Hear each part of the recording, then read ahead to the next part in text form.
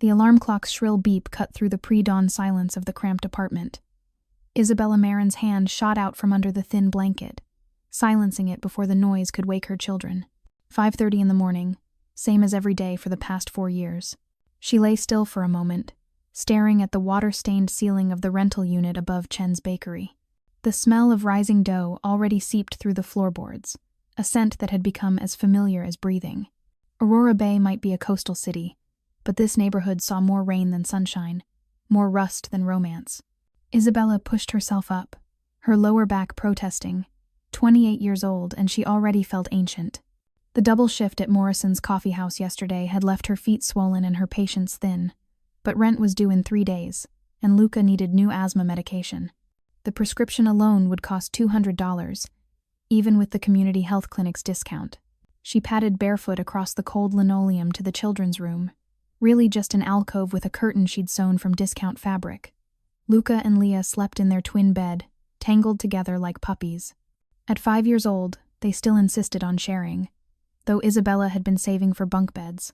Luca's face was peaceful in sleep, his dark hair falling across his forehead.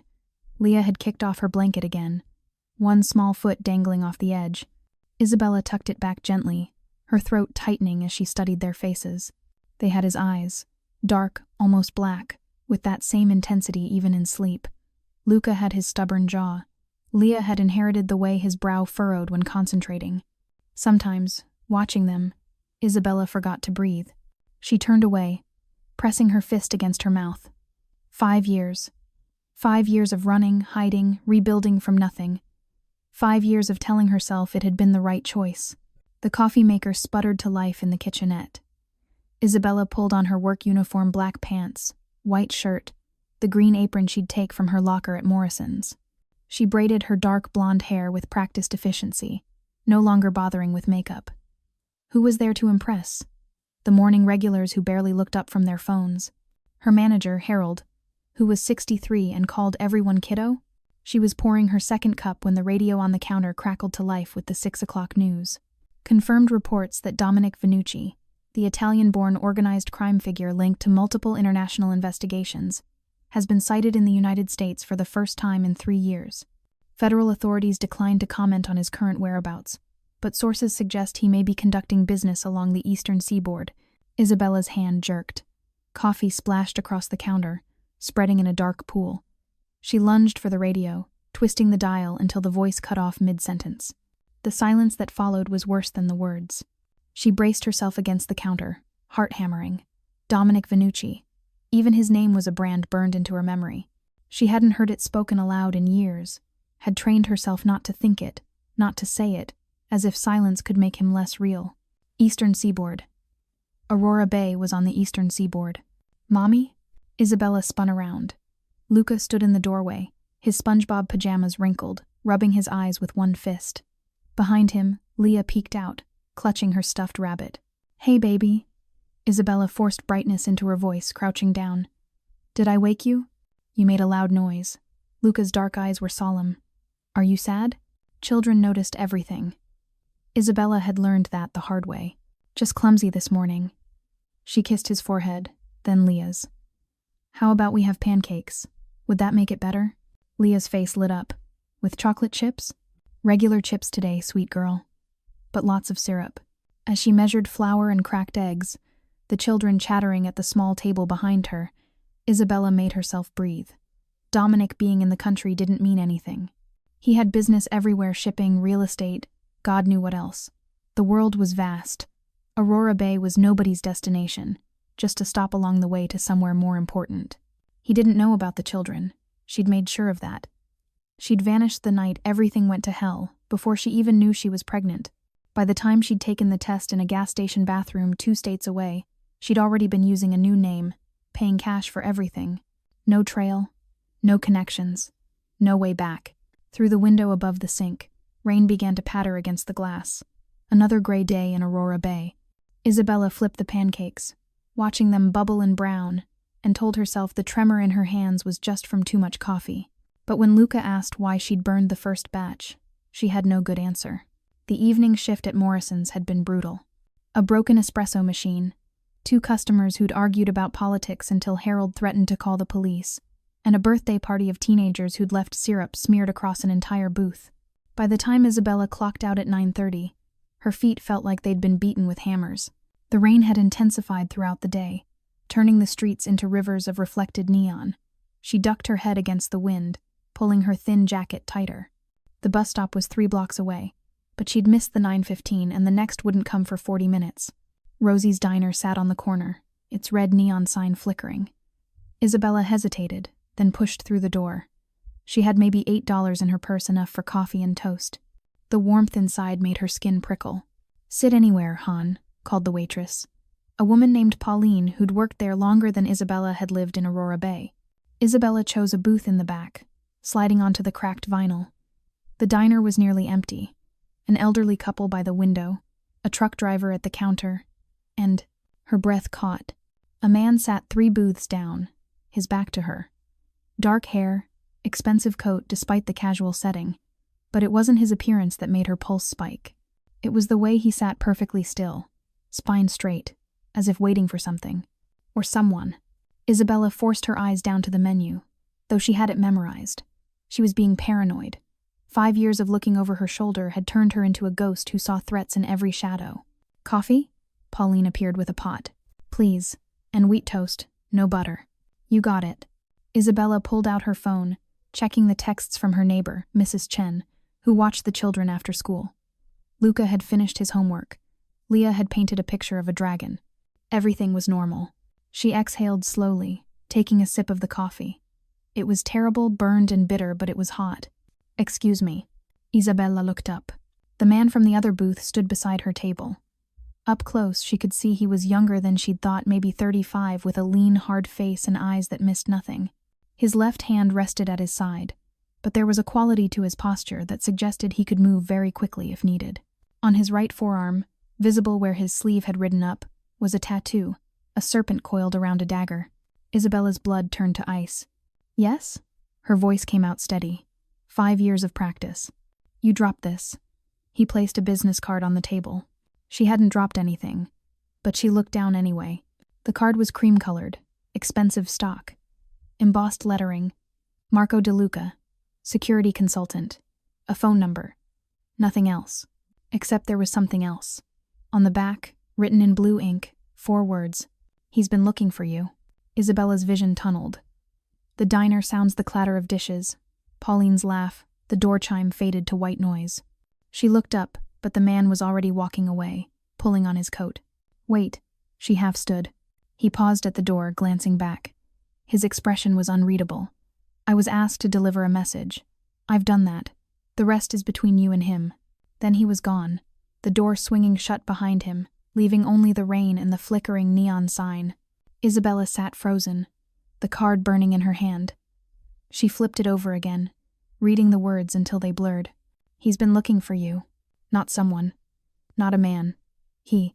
There was only one he who would send a messenger with a serpent tattoo. Only one man who'd track someone across 5 years and 1,000 miles of deliberate erasure. Dominic Vannucci didn't send warnings. He sent statements of fact.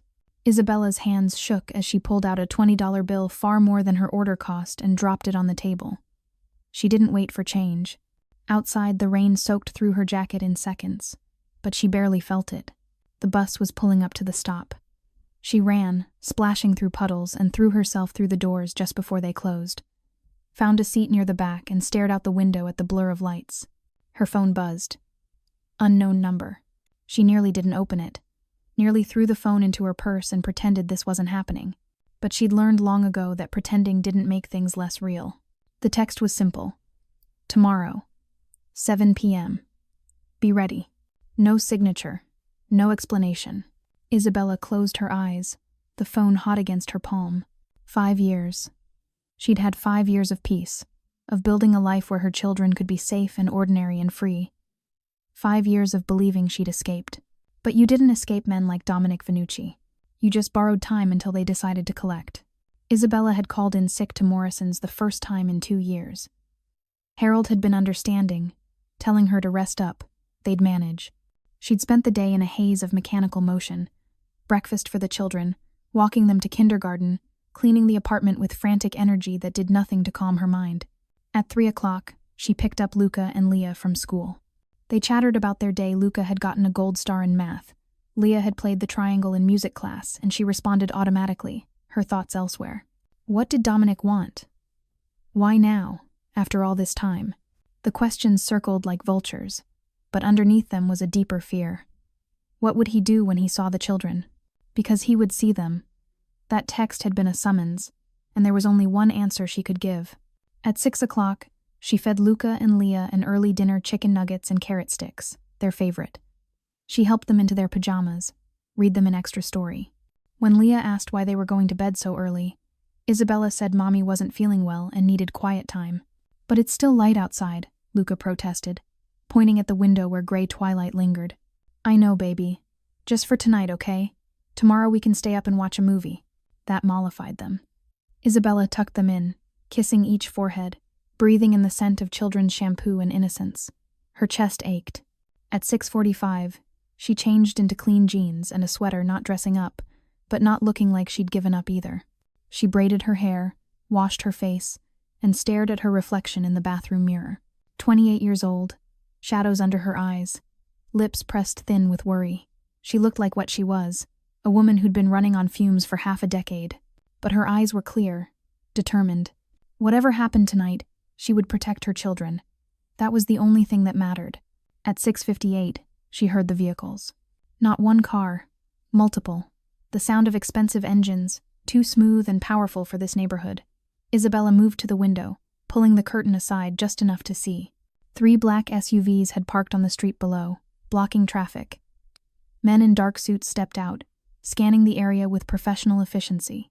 Earpieces, the telltale bulges of shoulder holsters under their jackets. And then, from the middle vehicle, he emerged. Dominic Vannucci. 5 years had changed him. He was leaner, harder, as if something soft had been burned away. His dark hair was shorter, touched with gray at the temples. He wore a black suit that probably cost more than her annual rent, and even from this distance, even through the rain-spotted glass, Isabella could feel the weight of his presence. He looked up. Their eyes met across the space between ground and second floor, and Isabella's breath stopped. For a moment, neither moved. Then Dominic said something to the man beside him. Marco, she realized, the messenger from the diner, and headed toward the building entrance. Isabella stepped back from the window, heart pounding. She had maybe 90 seconds before he reached her door. She moved to the children's room, checking that they were asleep. Luca had one arm flung over his head, mouth slightly open. Leah clutched her rabbit, peaceful. Isabella pulled the curtain closed, sealing them away. Then she returned to the living room and waited. At precisely 7 o'clock, the knock came. Not aggressive, not impatient. 3 measured strikes, the kind that said the person on the other side had all the time in the world and knew you'd answer. Isabella unlocked the deadbolt, the chain, the doorknob, opened the door. Dominic Vannucci stood in the hallway, rain still beating on his shoulders. He was taller than she remembered, or maybe she'd shrunk in her memories, trying to make him less. His face was all sharp angles and shadows, carved from something harder than marble. But his eyes, God, his eyes were exactly the same. Dark as midnights, intelligent and cold and capable of violence she'd witnessed firsthand. Those eyes swept over her now, taking inventory. She saw the flicker of recognition, of memory. Whatever he found, he kept his reaction locked away. Isabella. His voice was low, accented. Italian layered over English, smooth as expensive whiskey. Mr. Vannucci. She kept her tone neutral. His mouth twitched, not quite a smile. After everything, it's Mr. Vannucci? After everything, you should have stayed away. I would have, if I'd known. Isabella's stomach dropped. Known what? Instead of answering, Dominic looked past her, into the apartment. She saw his gaze travel across the cramped space, the second-hand furniture, the children's drawings taped to the wall, the pile of laundry she hadn't had time to fold, and then his gaze stopped. Isabella turned. Luca stood in the doorway of their room, having pushed the curtain aside. He wore his SpongeBob pajamas, clutching his inhaler in one small hand, his dark eyes enormous in his pale face. Mommy? His voice was tiny. Who's that man? Before Isabella could respond, Leah appeared behind her brother, peeking around his shoulder. Her hair was mussed from sleep, her stuffed rabbit dragging on the floor. The silence that followed was absolute. Isabella watched Dominic's face, and for the first time since she'd known him, she saw the mask crack. Saw something raw and stunned break through the control. He stared at the children, at Luca's dark hair and serious eyes, at Leah's delicate features and that same stubborn set to her jaw. Then he looked at Isabella, and she saw understanding dawn like a violent sunrise. They're mine. It wasn't a question. Isabella's voice came out steady despite the earthquake inside her. They're mine. They have my eyes. Dominic's voice had gone hoarse. Mommy? Luca moved forward, protective despite being 5 years old and barely tall enough to reach her waist. Is this man making you scared? That broke the spell. Dominic blinked, seeming to remember where he was. He looked down at Luca, and something in his expression softened just a fraction, but enough that Isabella noticed. No, Dominic said quietly. I'm not here to scare your mother. Then why are you here? Leah asked, emerging fully from behind her brother. She tilted her head, studying Dominic with unnerving directness. You look important. Despite everything, a sound escaped Dominic, a huff that might have been a laugh. I look important? You have a fancy suit, and there's cars outside. Leah pointed toward the window. Lots of cars. Isabella found her voice. Luca, Leah, go back to bed. Now. But, now. The children recognized that tone. They retreated, though Luca cast one more suspicious glance at Dominic before disappearing behind the curtain. Isabella turned back to Dominic. He was still staring at the place where the children had been, as if he could see through fabric and walls to where they now lay. How old? His voice was rough. 5. They turned 5 in March. She watched him calculate. Saw the moment he realized the timeline. They'd last seen each other in late May, 5 years ago. The night everything had gone to hell. The night she'd run. You were pregnant. Another statement, not a question. When you left, you were pregnant, and you didn't tell me. You were too busy bleeding out in a warehouse to have that conversation. The words came out sharper than she'd intended. Dominic's eyes snapped back to her face, and she saw the flash of something dangerous there. You thought I'd died. I thought you'd kill me if I stayed. Isabella's hands were shaking. She crossed her arms, hiding them. I thought the people trying to kill you would kill me too. I was 23 years old and terrified, and yes, I ran. I'm not apologizing for that. I'm not asking you to. Then what are you asking? Dominic stepped forward, crossing the threshold into her apartment. Isabella held her ground, even though every instinct screamed to retreat. He moved like a predator, controlled, precise, aware of exactly how much space he occupied and how to use it. He stopped close enough that she could smell his cologne cedar and something darker. Close enough to see the faint scar along his jawline that hadn't been there 5 years ago. I'm not asking, he said softly. I'm telling you. Pack what you need. You and the children are coming with me. Isabella's laugh was brittle. Excuse me? You heard me. I'm not going anywhere with you. We have a life here. You have a third-floor walk-up in a neighborhood where gunshots are white noise, and your children sleep 10 feet from the door. Dominic's voice was calm, factual. You work 60-hour weeks for minimum wage and still can't afford your son's medication. You eat toast for dinner so they can have chicken. This isn't a life, Isabella. It's survival. Barely. The accuracy of his assessment stole her breath. How do you... I've been watching for 3 days. 3 days. While she'd been working, cleaning, cooking, sleeping, he'd been watching. Cataloging her weaknesses, her routines, her vulnerabilities. You had no right. I have every right. They're my children. They're my children. You're a stranger to them. Then let me change that. Isabella shook her head, stepping back. No, absolutely not. You can't just walk in here and... Isabella. The way he said her name stopped her. Not threatening, but weighted with something she couldn't name. I'm not giving you a choice. Not because I want to control you. Because the moment I walked through that door, the moment I confirmed what I suspected, your safety here ended. What are you talking about? My enemies know I was searching for something. For someone. They don't know the details yet, but they will. And when they do, they'll come here. Dominic's jaw tightened. They'll use your children to hurt me. To control me. I won't allow that. You're being paranoid. 5 years ago, you watched me kill 3 men who betrayed me. You saw what they tried to do first. You know exactly what kind of world I live in. His eyes bore into hers. That world just found you, and it found them. So you can fight me, waste time arguing, or you can accept reality and let me protect what's mine. What's ours? Isabella corrected, her voice shaking with fury. They're ours, and if you think I'm going to let you take them into your world of violence and crime, my world is already here. The only question is whether you face it from this apartment with a cheap lock and no security, or from somewhere I can actually keep you alive. The truth of it hit her like cold water. Isabella wanted to argue, to throw him out, to pretend this wasn't happening. But she'd seen the look in Marco's eyes at the diner, had seen the way Dominic's men had positioned themselves on the street, strategic, alert, ready for threats. This wasn't a negotiation. It was a countdown to something inevitable. I need to pack, she heard herself say. Dominic nodded once.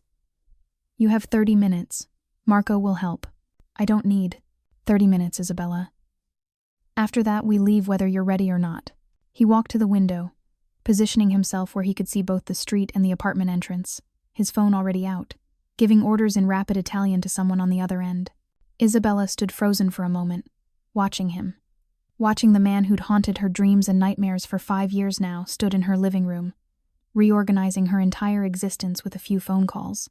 Then she turned and went to wake her children, trying to figure out how to explain that their whole world was about to change again. The SUV was too quiet. Luxury vehicles always were soundproofed so thoroughly that the outside world became a distant, muted thing. Isabella sat in the middle row, Luca and Leah buckled on either side of her, still sleepy and confused. Dominic occupied the front passenger seat, Marco driving. 2 more vehicles followed, filled with security personnel whose names she didn't know. Where are we going?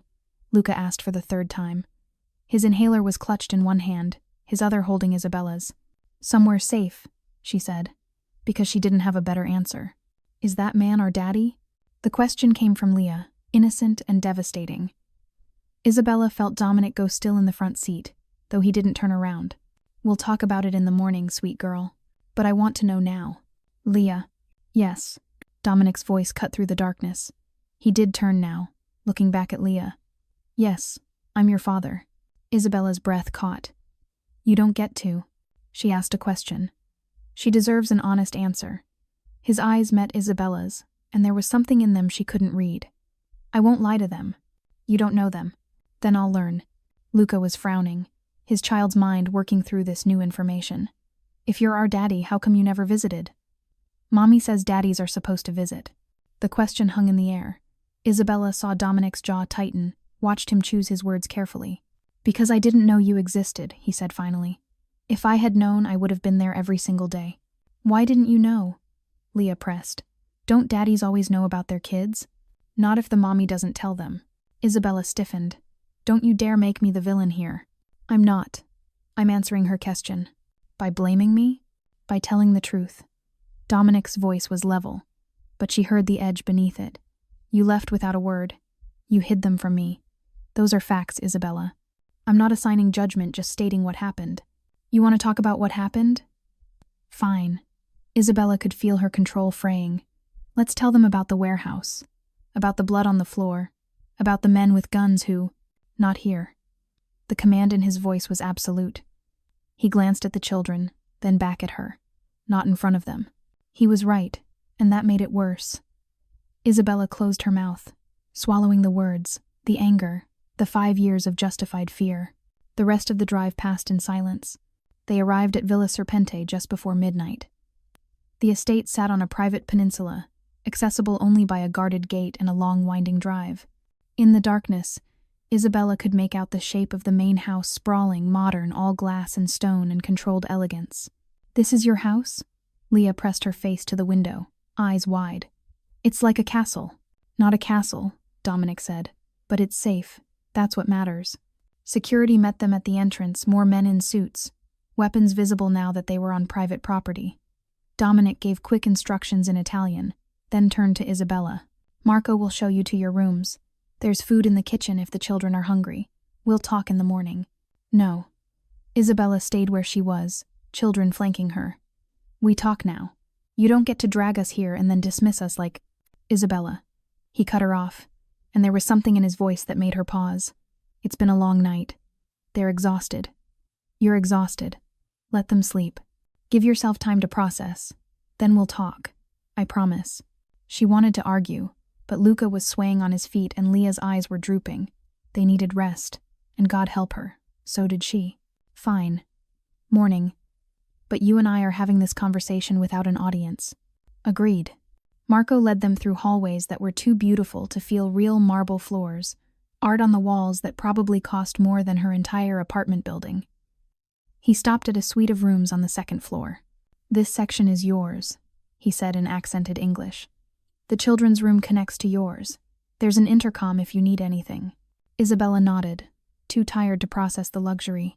She got Luca and Leah changed into the pajamas she'd hurriedly packed, tucked them into a bed that was bigger than her entire bedroom back home, and sat with them until their breathing evened out.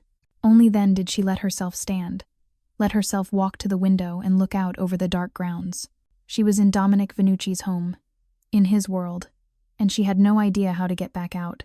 A knock at the connecting door made her turn. She opened it to find Dominic on the other side, still in his suit but with his jacket removed, sleeves rolled up to his forearms. He looked tired. Human. They're asleep? Yes. Good. He hesitated, then stepped back. Will you come downstairs? We should talk. It wasn't the conversation she'd expected tonight, but she followed him anyway. Down the stairs, through the silent house, to a study lined with books and dominated by a massive desk.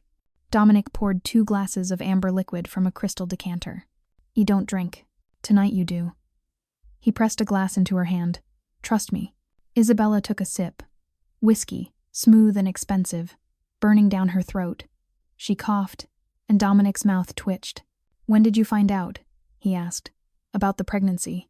6 weeks after I left. I was in Ohio, working at a truck stop. Threw up in the bathroom during my shift, and realized I'd missed my period. Ohio. He said it like he was memorizing a map. Then where? Does it matter? It matters to me. Isabella took another sip, liquid courage. Ohio for 3 months. Then Kentucky, briefly. Tennessee. Eventually North Carolina, then here. I moved every time I thought someone might recognize me. Every time I felt unsafe. 5 years of running. 5 years of surviving. Dominic drank, staring into his glass. When I woke up in the hospital, you were gone. They told me you'd disappeared the same night as the attack. I thought he stopped, jaw working. I thought they'd killed you. That I'd find your body eventually. Would you have looked? Yes. The certainty in his voice made her throat tight. Why? We were nothing. A few months of, don't. The word was sharp. Don't diminish it. Not now. Then what was it? Isabella demanded. Tell me, Dominic. What were we, really? I was a waitress. You met in a bar. You were... I was falling in love with you. The confession hung between them, raw and unexpected. Isabella stared at him, searching for the lie, the manipulation. But his face was open in a way she'd never seen, stripped of its usual careful control. You never said, I was planning to. That night, Dominic's hand tightened on his glass. I was going to tell you everything, who I really was, what I really did, give you the choice to stay or go. And then the ambush happened, and when I woke up, you were gone, and I thought, he breathed out slowly, I thought God was punishing me for waiting too long. Isabella felt tears burning. You never looked for me. I looked for a body. For 6 months, I had people searching. Hospitals, morgues, Jane Does, across 3 states. When we found nothing, I told myself you'd been smart enough to run, that you'd gotten out before they could use you against me. I tried to be grateful for that. You just let me go. I thought I was protecting you. I thought if you'd escaped, the worst thing I could do was drag you back. His eyes met hers. I was wrong. The admission cost him something. Isabella could see it in the tension of his shoulders, the tightness around his mouth. What changed? She asked. Why start looking again? Antonio died. The name hit her like a fist. Antonio Vannucci, Dominic's uncle. The man who'd actually run the organization while Dominic was recovering. The one who'd told her to disappear. When? 8 months ago. Heart attack. On his deathbed, he told me the truth. That you'd come to the hospital. That he'd told you I blamed you for the ambush. That you were a liability. That you needed to vanish for your own safety. Dominic's voice was controlled, But Isabella heard the fury underneath. He thought he was protecting me, protecting the family. Instead, he took everything. Isabella's legs felt weak. She sat down hard on the leather sofa. He said you thought I'd betrayed you, that I'd helped them set the trap. I never thought that. Not once. He showed me photos. Evidence that looked fabricated. All of it. Dominic moved to sit beside her, careful to maintain space between them. Antonio was good at that, at making people believe what he needed them to believe. And you were young, scared, pregnant. I believed him, because it made sense. Isabella's voice cracked. You were this powerful, dangerous man, and I was nobody. Why wouldn't you think I'd betrayed you? Why wouldn't you want me gone? Because I loved you. Present tense. Isabella's breath caught. I still do, Dominic said quietly. I've spent 5 years trying not to, trying to bury it, to move on, to accept that you were gone. And then I found out the truth, and I started looking, and he gestured around them. Here we are. You can't just— Isabella shook her head. 5 years, Dominic. I built a life. The children have a routine, friends, school.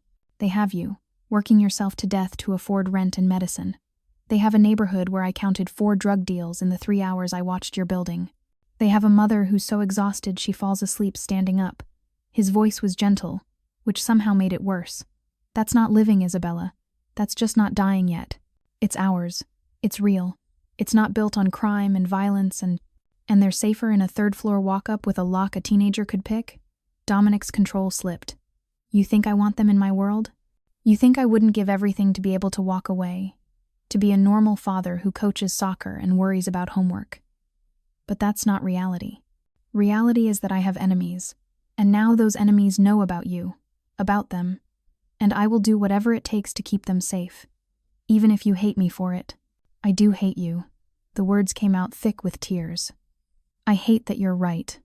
I hate that I can't protect them on my own. I hate that after 5 years of freedom, I'm right back where I started, dependent on you, trapped by your world. You're not trapped. Really? Because it feels a lot like I'm a prisoner here. You're not a prisoner. You're the mother of my children. The woman I hen. He stopped himself. You're under my protection. There's a difference. Is there? Isabella turned to look at him fully. What happens if I want to leave? Then I'll let you go. She didn't believe him.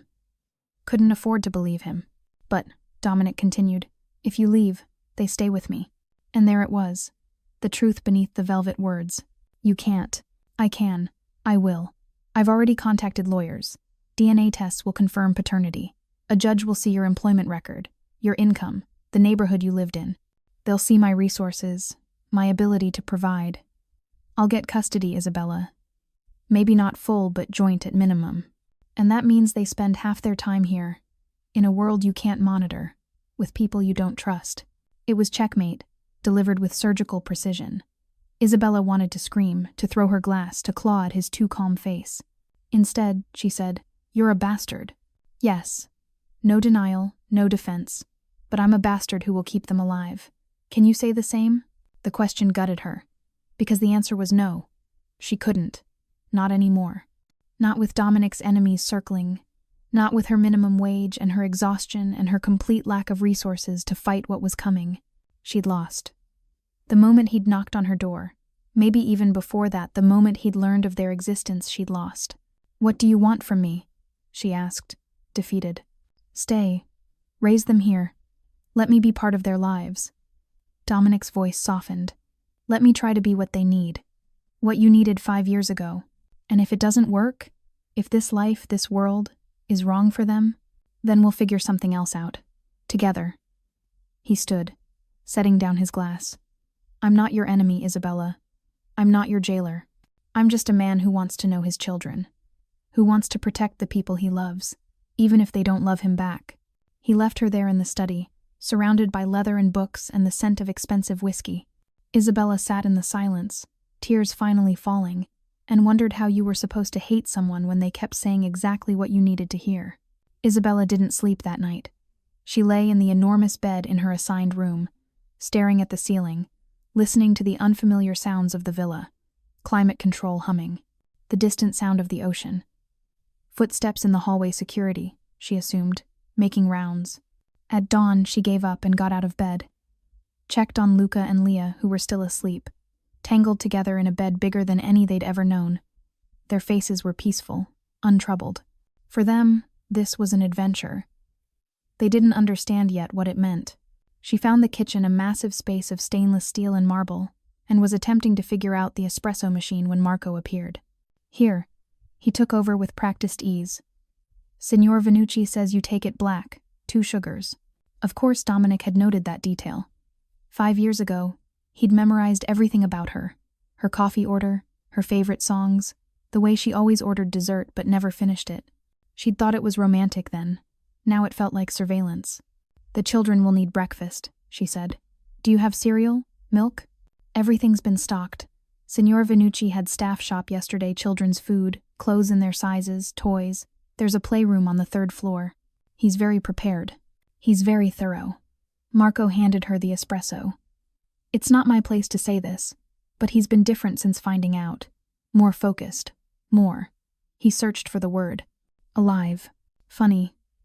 I feel more trapped. Marco's expression didn't change. Being protected isn't the same as being imprisoned, Signora. Everyone keeps saying that. Doesn't make it true. She took her coffee and retreated to the deck outside her room. The villa sat on a cliff overlooking the Atlantic. In the morning light, the view was stunning, all gray-blue water and morning mist. In another life, she might have found it beautiful. Mommy! Isabella turned to find Luca at the door, eyes wide. There's a pool.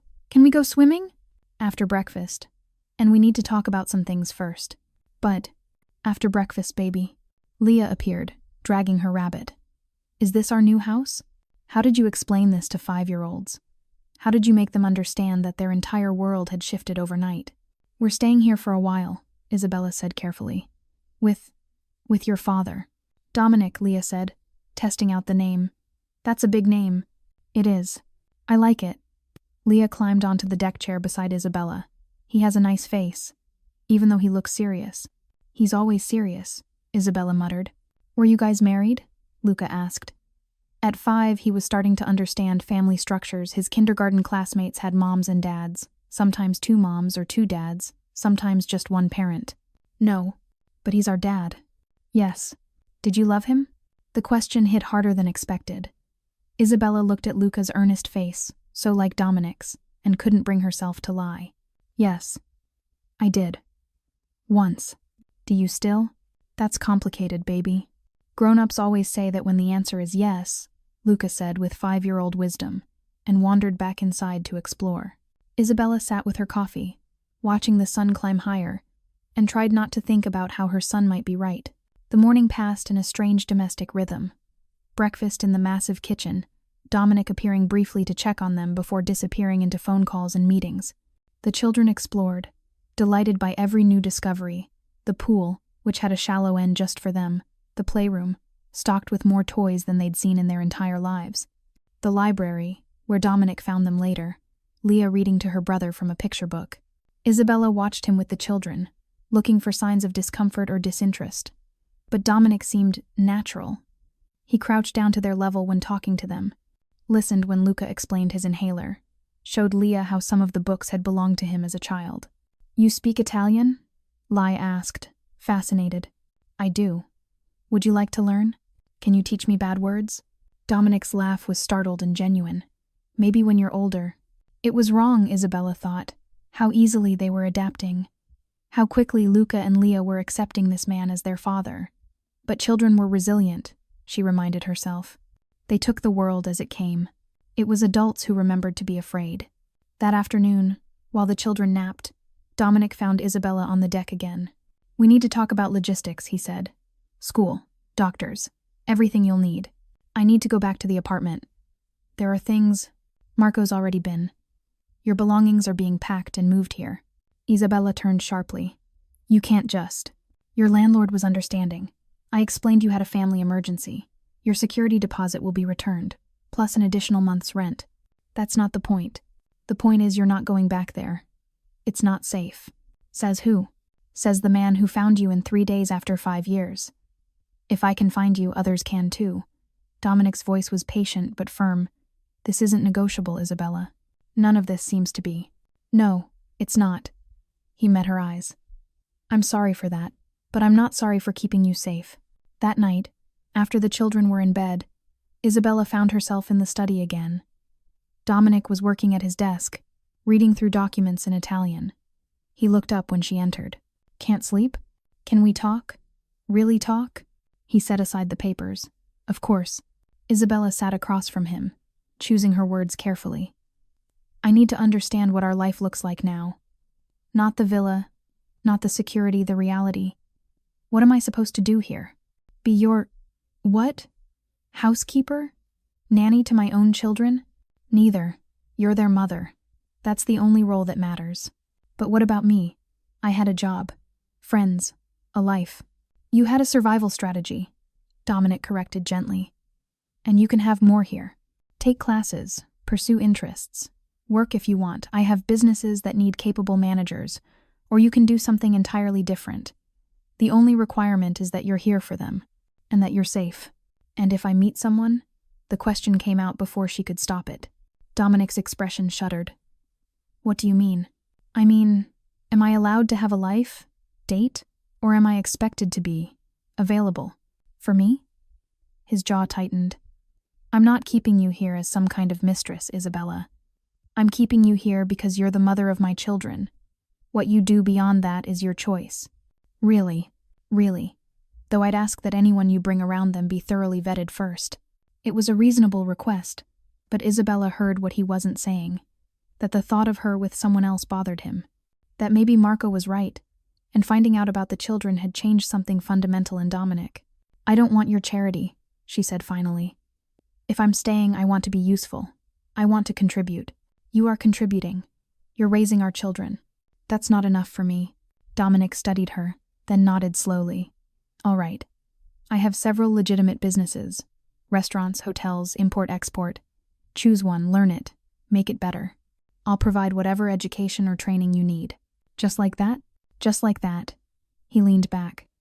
I told you, Isabella, you're not a prisoner. I want you to thrive here. For your sake and for theirs. Why? The question burst out. Why do you care? 5 years ago we had a few months. Intense, yes, but brief.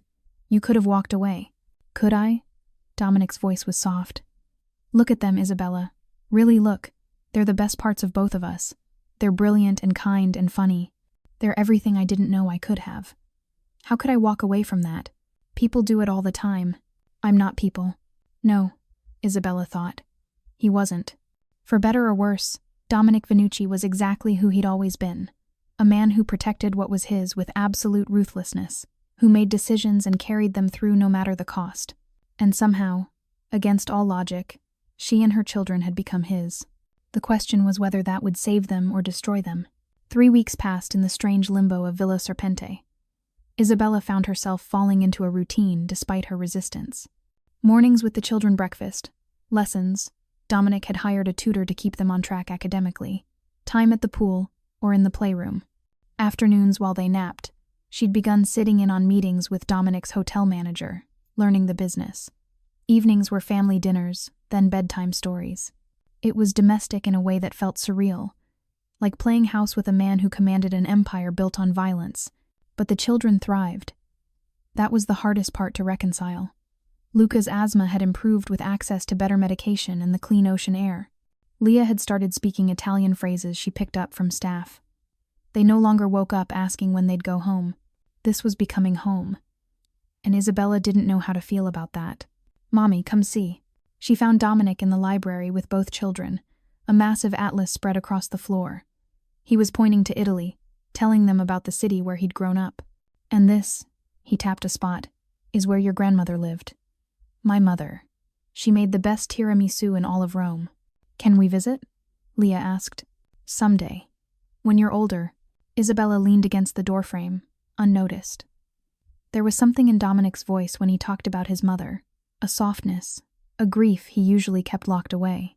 How did she make it? Luca wanted to know.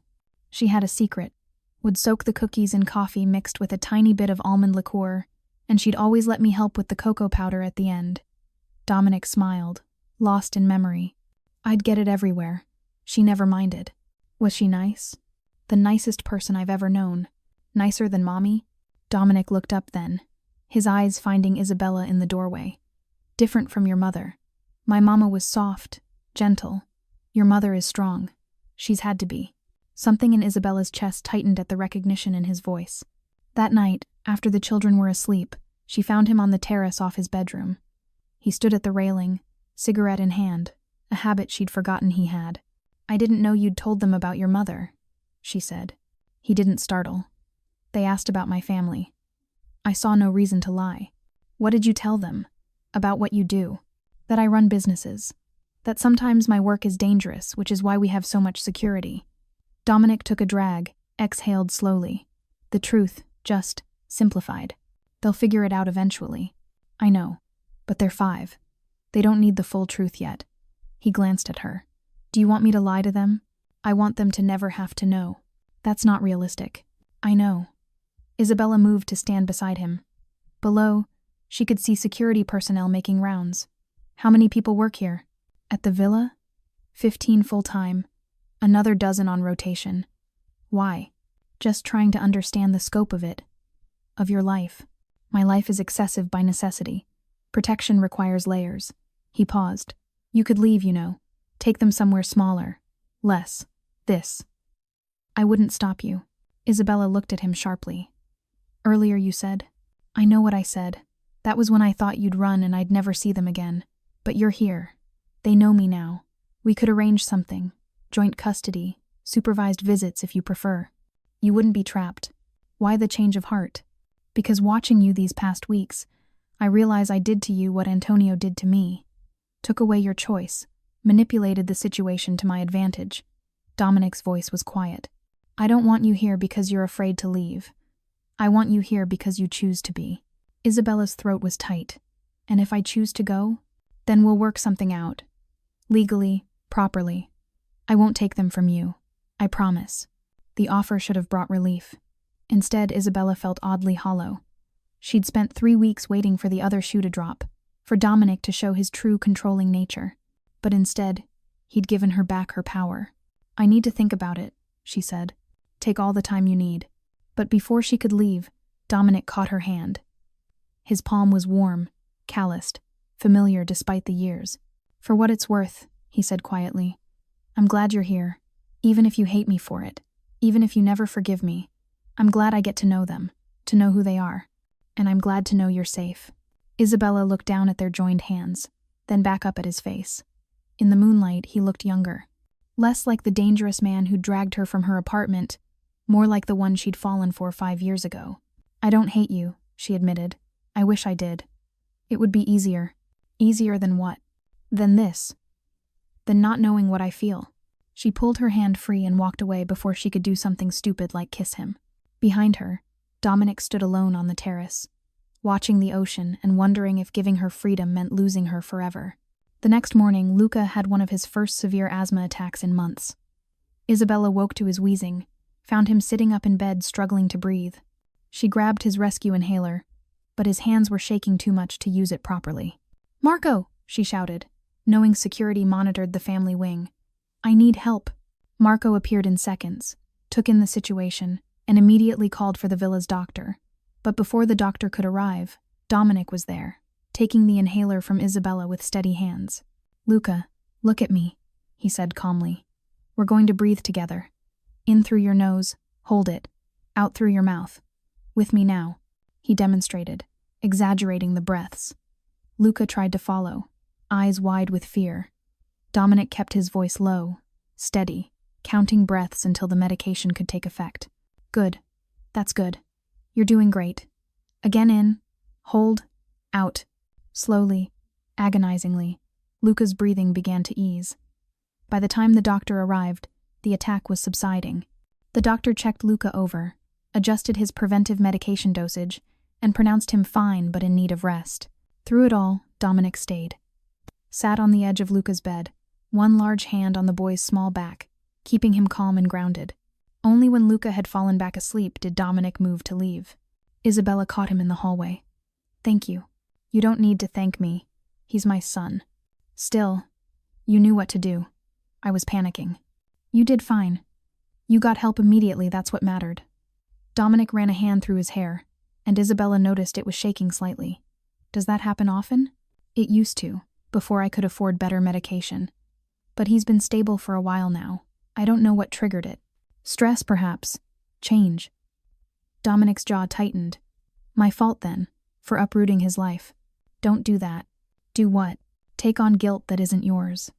Luca has asthma. It happens. You helped him through it, that's what matters. They stood in the hallway, the villa quiet around them.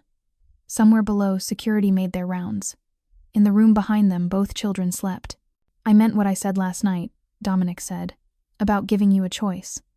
But seeing him like that, knowing he could have gotten worse without proper care, he stopped. Stay, please. Not because I'm forcing you, but because here I can make sure they have everything they need. The best doctors, medicine, whatever it takes. I know. Then stay. Isabella looked at him, really looked. Saw the fear he was trying to hide, the desperate need to protect what he'd only just found. Saw the man behind the power and control, the one who'd stayed with his son through an asthma attack with steady hands and a calm voice. Okay, she heard herself say. We'll stay. For now. But on one condition. Anything. You don't get to make all the decisions anymore. We're partners in this, raising them, protecting them, all of it. Equal say. Dominic extended his hand. Partners. Isabella took it. And this time, when their palms met, it felt less like surrender and more like the beginning of something new. Something that might, eventually, feel like family. The partnership worked better than Isabella expected. Dominic consulted her on everything, their schooling, their diet, even security protocols. He'd hired a child psychologist to help the twins adjust to their new life, and Isabella sat in on every session. Gradually, she began to see the man behind the reputation. The way he meticulously learned about asthma management, keeping spare inhalers in every room. How he researched child development to better understand their needs. The way his face softened when Leah called him Papa for the first time. But the past had a way of intruding. 6 weeks into their new life, Marco requested a private meeting with Isabella. They met in the library while Dominic was on a business call, and the children were at their afternoon lesson. There's something you should know, Marco said without preamble. About 5 years ago. About what really happened. Isabella's stomach clenched. I don't. You need to hear this. Before someone else tells you. Before it comes back in a way none of us can control. So she listened as Marco laid out the truth she'd only partly understood. The ambush 5 years ago had been orchestrated by Dominic's former business partner, a man named Victor Kozlov. Victor had been trafficking in ways that violated even the flexible ethics of their world children, primarily. When Dominic discovered this, he'd moved to cut Victor out of their operations entirely. Signor Vannucci has lines he won't cross, Marco explained. Children are sacred to him. Always have been. When he found out what Victor was doing, he gave him 24 hours to leave the country or be killed. So Victor struck first. Yes, the ambush was meant to kill Dominic and destroy his organization. You were collateral damage. They knew you two were involved. Thought taking you out would weaken him emotionally. Isabella felt sick. Antonio told me Dominic thought I'd set him up. Antonio lied to protect you. He knew if you stayed, Victor would come after you to get to Dominic, so he convinced you to run. Marco's expression was grave. It wasn't kind, and it cost you both 5 years. But it probably saved your life. Where's Victor now? Dead. Dominic tracked him down 2 years ago. Made sure he couldn't hurt anyone else. The words should have shocked her. Instead, Isabella felt a cold clarity. This was Dominic's world justice delivered outside courtrooms, protection measured in blood. Why tell me this now? Because Victor had a brother, Alexei. And Alexei has spent the past 5 years rebuilding Victor's network. Word on the street is he knows about you. About the children. Marco's voice was steady, but his eyes were hard. We've increased security, but you deserve to know what we're preparing for. That night, Isabella couldn't sleep. She paced her room, checking on the children 3 times, seeing threats in every shadow. At 2 a.m., she gave up and went downstairs. Found Dominic in his office, surrounded by files and photographs. He looked up when she entered, unsurprised. Marco told you. Yes. Are you afraid? Isabella considered the question. I should be. I am. But mostly, I'm angry. At me? At the situation. At the fact that our children have to grow up with security details and bulletproof glass. At Victor for starting this, and Alexei for continuing it. She moved closer, looking at the files. Show me. Isabella. Show me. If I'm going to keep them safe, I need to understand what we're facing. Dominic hesitated, then spread out the photographs. Images of Alexei Kozlov, a man in his 40s, hard-faced and cold-eyed. Surveillance photos of his operations, reports of his movements. He's been making inquiries, Dominic said. About me, my assets, my family. 6 months ago, those inquiries started including Aurora Bay. Last month, one of his people was seen near your old apartment building. Before or after we left? Before. We got you out just in time. Isabella's hands clenched. What happens now? Now we wait. Watch. And if he makes a move, we end it. Dominic's voice was flat, emotionless. I won't let him touch you or the children. I don't care what it costs. Even if it costs you? Especially then. Isabella looked at him, this man who'd rearranged her entire life, who'd pulled her from poverty into luxury, who'd given her children a father and himself a purpose, who was preparing to die, if necessary, to keep them safe. Don't, she said softly. Don't talk about dying. They need you. They need their mother more. They need both of us. Isabella reached out, covering his hand with hers. We're partners, remember? That means we protect each other, not just them each other. Dominic turned his hand over, threading his fingers through hers. You still think you can save me? I think you're worth saving. Even knowing what I've done? What I'll do? Even then, they sat in silence, hands joined, while the night stretched around them. Outside, security walked their rounds. Somewhere across the ocean, a threat was gathering. But in this moment, in this room, there was only the two of them, and the fragile understanding between them. I never stopped loving you, Dominic said quietly. These 5 years, even thinking you were dead, I couldn't let go. And now, knowing what we lost, he looked at her. I won't lose you again. You might not have a choice. There's always a choice.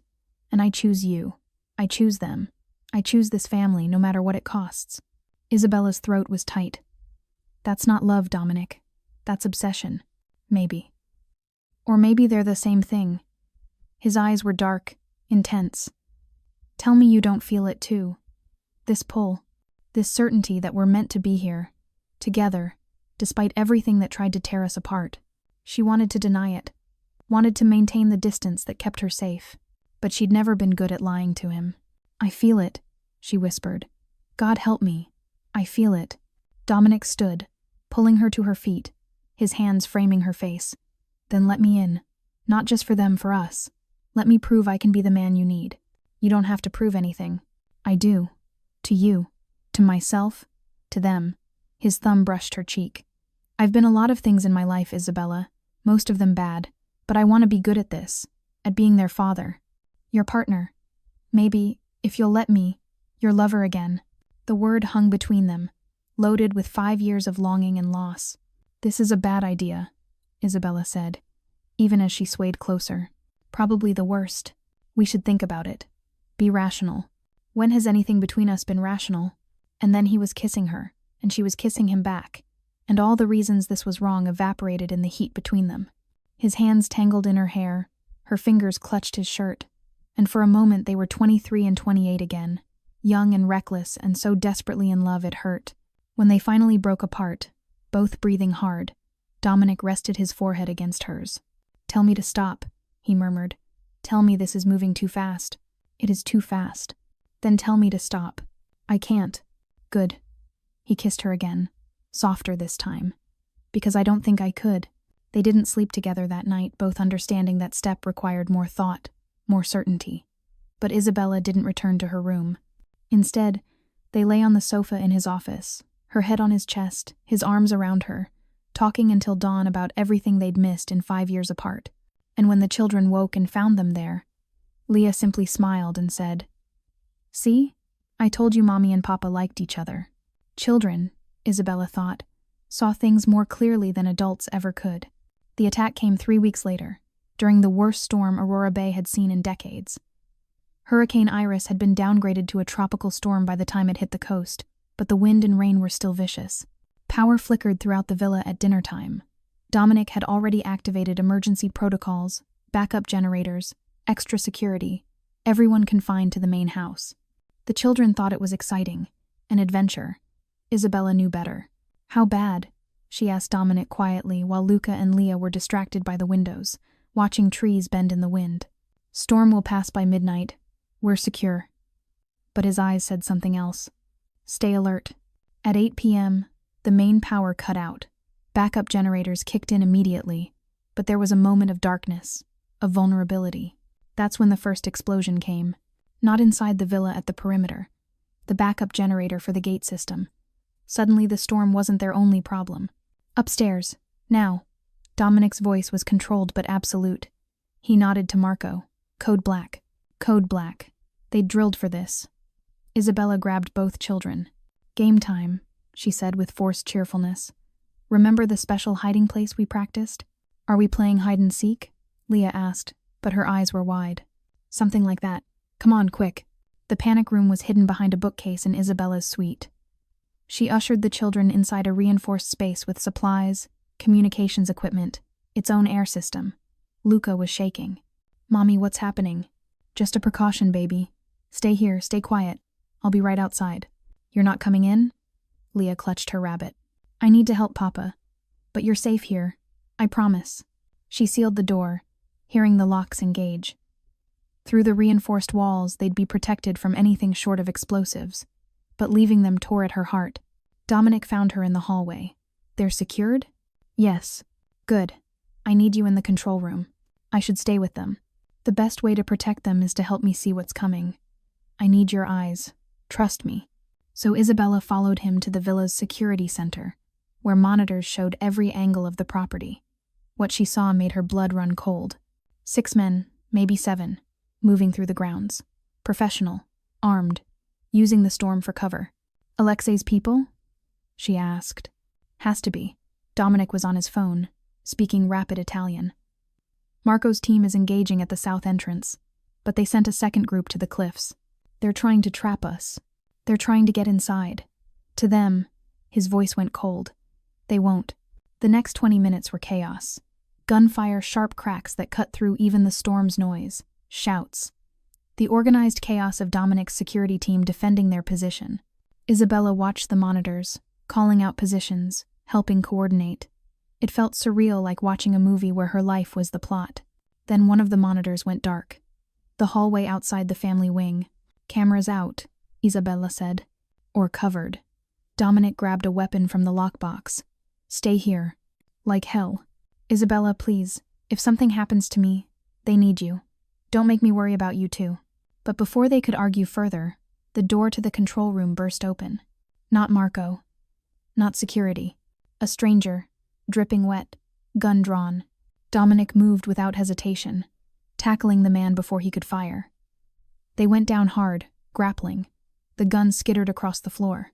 Isabella dove for it, her hands closing around cold metal. She'd never held a gun before, didn't know if she could use it. But when the man threw Dominic off and lunged for her, she didn't hesitate. The shot was deafening in the enclosed space. The man went down, clutching his shoulder, screaming. Isabella stood frozen, the gun still raised, her whole body shaking. Good girl. Dominic was beside her, taking the weapon, checking the corridor. Stay behind me. They moved through the villa, finding Marco and 2 other guards subduing the remaining attackers. The storm raged outside, but inside, the battle was ending. Dominic was bleeding. Isabella noticed it when the adrenaline started to fade, a dark stain spreading across his shoulder. You're hit. Grazed. I'm fine. But he let her press a cloth to the wound, his eyes searching hers. You saved my life. You've saved mine more times than I can count. We're even. He laughed, a rough sound. Not even close. Once the villa was secure, once the authorities had been called and the attackers were in custody, Isabella finally returned to the children. She opened the panic room, and Luca and Leah launched themselves into her arms. Mommy, we heard noises. It's over now. Everyone's safe. Is Papa okay? Leah asked. He's fine. He'll come see you in a minute. But when Dominic appeared in the doorway, the children saw the blood on his shirt before anyone could stop them. Luca burst into tears. Leah looked stricken. Hey. Dominic knelt down, wincing. It's just a scratch. See? I'm okay. You're bleeding, Luca sobbed. Not much. And your mama already patched me up. I promise I'm fine. Isabella watched as Dominic gathered both children close, murmuring reassurances in Italian and English, letting them verify he was solid and real and alive. His shirt was ruined, his shoulder bandaged beneath, but his hands were gentle. I'm sorry, he said over their heads to Isabella. I'm sorry they had to see this. They needed to see you're okay. That we're okay. Isabella joined them on the floor, completing the circle. We protected each other. That's what families do. Families, Dominic repeated softly. Yes. Whether we planned it or not, that's what we are now. Later, much later, after the children had finally cried themselves to sleep in Isabella's bed, after the villa had been secured and statements given, Dominic found Isabella on her terrace. Can't sleep? He asked. Every time I close my eyes, I see him. The man I shot. He'll live. Shoulder wounds aren't fatal if treated quickly. I know. That doesn't make it easier. Dominic pulled her into his arms, careful of his injury. I'm sorry. Sorry you had to do that. Sorry they had to be afraid. Sorry this is our life. Don't apologize for keeping us alive. Isabella's voice was muffled against his chest. But Dominic, we can't do this again. The children. I know. Alexei has to be dealt with. Permanently. His arms tightened. I'll handle it. I'll make sure they never have to be afraid again. How? Better you don't know. Partners, remember? He pulled back to look at her. Some things I need to keep from you. Not because I don't trust you, but because I love you. And I won't make you complicit in what needs to be done. I already shot a man to protect you. In self-defense. What I'm talking about is different. It's calculated. Final. His jaw set. It's what I am, Isabella. What I've always been. And I need you to be okay with that. Isabella studied his face. The face she'd loved 5 years ago. The face she was learning to love again. The face of a man who'd kill without hesitation to protect his family. I'm not okay with it, she said quietly. I'll never be okay with violence. But I understand it. I accept that it's part of your world. Our world now. And I trust you to do what's necessary. Even if it damns me? You're already damned. We both are. Might as well be damned together. She kissed him then, tasting salt and rain and something deeper. And when he picked her up, carrying her inside despite his injury, she didn't protest. Some bridges, once crossed, changed everything. Tonight had burned away the last of their pretense. They were together now fully, completely, for better or worse. And in the morning, Dominic would do what needed to be done to keep them safe. But tonight, they had each other. And that was enough. 2 months later, Isabella stood at the window of Morrison's coffee house, staring at the familiar counter, the scarred booths, the ancient espresso machine that Harold still hadn't replaced. She'd asked Dominic to bring her back one morning just to see it, to remember who she'd been before everything changed. Harold was behind the counter, same as always. He looked up when the door chimed, his weathered face breaking into a surprised smile. Isabella, heard you had a family emergency. You doing okay? I'm doing well, Harold. Really well. And it was true. After the attack, Dominic had moved quickly. She didn't know the details, didn't want to know, but Alexei Kozlov was no longer a threat. The word in Dominic's circles was clear. The Vannucci family was protected. Untouchable. Your job's still here if you want it, Harold offered. Though you look like you've been eating better, so maybe things worked out. Isabella laughed. They did. But I actually wanted to talk to you about buying the place. Harold's eyebrows rose. Buying? The building, the business, all of it. I want to renovate, expand, turn it into something the neighborhood can be proud of. She smiled. And I want you to stay on as manager, if you're interested. I'll be damned. You win the lottery or something? Something like that. They talked numbers. Harold was interested. He'd been thinking about retiring, but hadn't wanted to sell to some chain that would gut the place. Selling to someone who loved it, who'd keep its character, that was different. By the time Isabella left, they'd shaken hands on a deal pending paperwork. She found Dominic waiting outside, leaning against one of the SUVs. Marco stood nearby, ever present. How'd it go? Dominic asked. Good. Really good. Isabella felt lighter than she had in years. Thank you for this. For letting me do something that's mine. It was never about letting you. I told you you're free to build whatever life you want here. Here. She looked around the neighborhood, shabby, yes, but real. I know Villa Serpente is safer, but this is where you built your strength, where you survived. Dominic nodded. I understand. And the coffee shop will give you a connection to this place, to who you were. I think that's important. They drove back to the villa in comfortable silence. Isabella watched the coastline pass, thinking about how much had changed in 4 months. The children had adjusted better than she'd hoped. Luca's asthma was controlled. Leah was reading above her grade level. They adored their father and had started calling the villa home without hesitation. And Isabella. Isabella was learning that safety didn't have to mean surrender. That accepting Dominic's world didn't mean losing herself. I've been thinking, Dominic said as they pulled through the villa gates. About the future, about what we tell them when they're older. The truth, Isabella said firmly. Age-appropriate truth, but truth nonetheless. They deserve to understand their father, not some sanitized version. Even the ugly parts? Especially those. Because they need to understand the choices you've made, the reasons behind them. They need to know you're not a villain. You're just a man trying to protect what he loves. Dominic was quiet for a moment. Then, I want to marry you. Isabella's heart skipped. What? Not now. Not yet. But eventually. When you're ready. When we've had more time. He glanced at her. I want them to have parents who are united.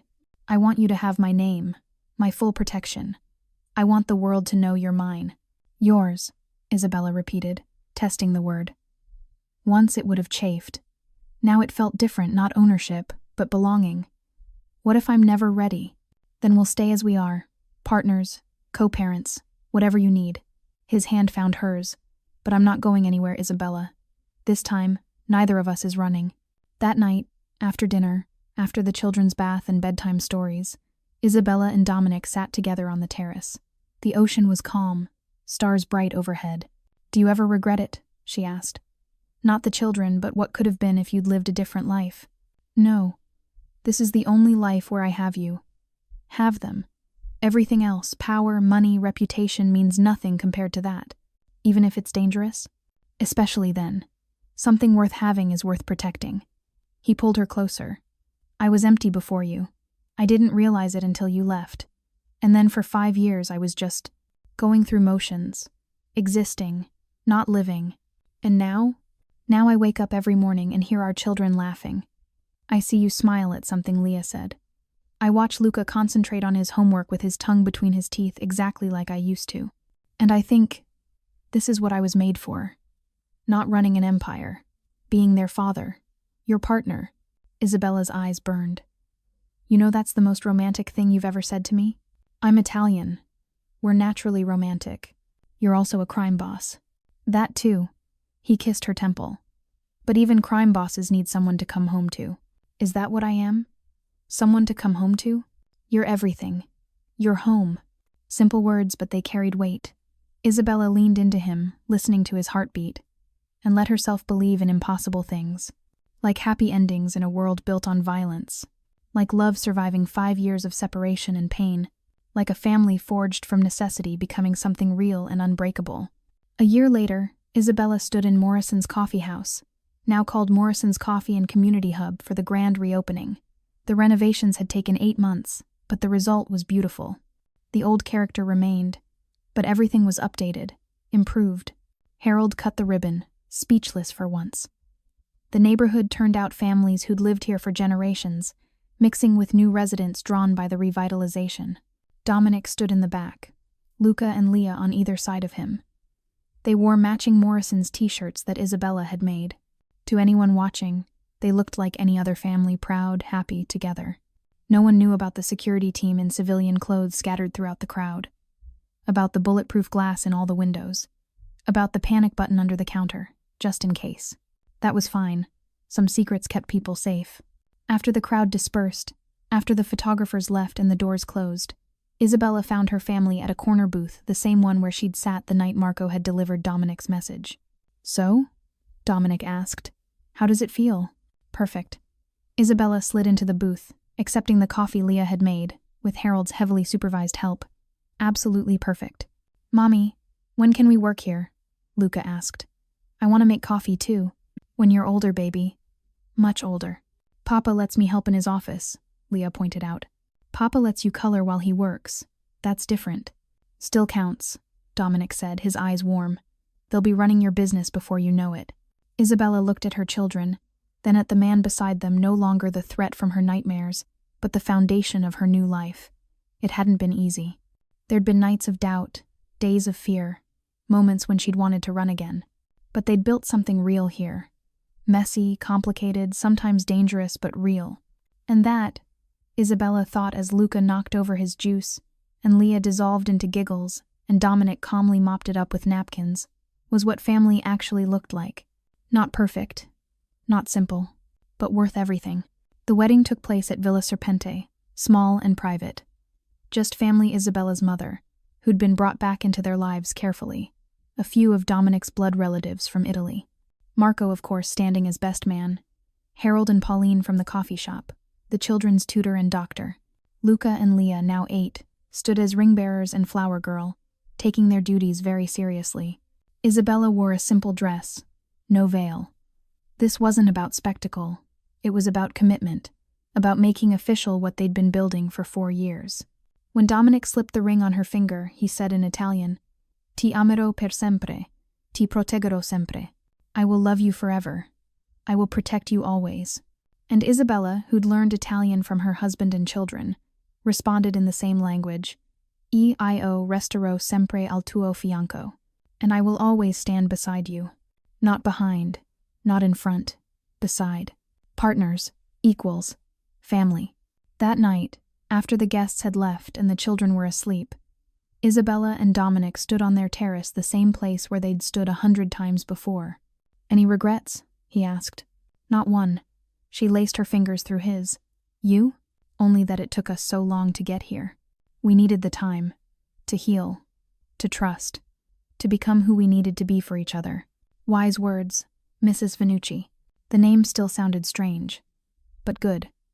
Like coming home after a long journey. Do you think they'll understand? Isabella asked. When they're older? When they really understand what you are? What you've done? I hope so. But even if they don't, I'll have given them the best childhood I could.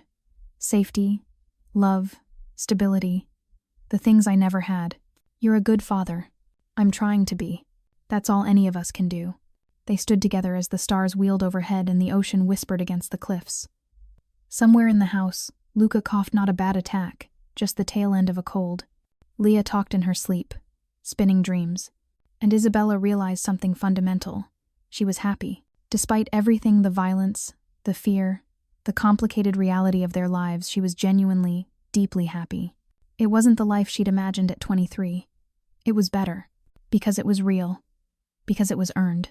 Because every morning she woke up to children's laughter and a man who'd move heaven and earth to keep them safe. And because she'd learned that sometimes the best love stories didn't start with a perfect meet-cute or unfold without obstacles. Sometimes they started with terror and ended with trust. Sometimes they required running, then standing still. Sometimes they meant accepting that the person you loved carried darkness, but choosing to be their light anyway.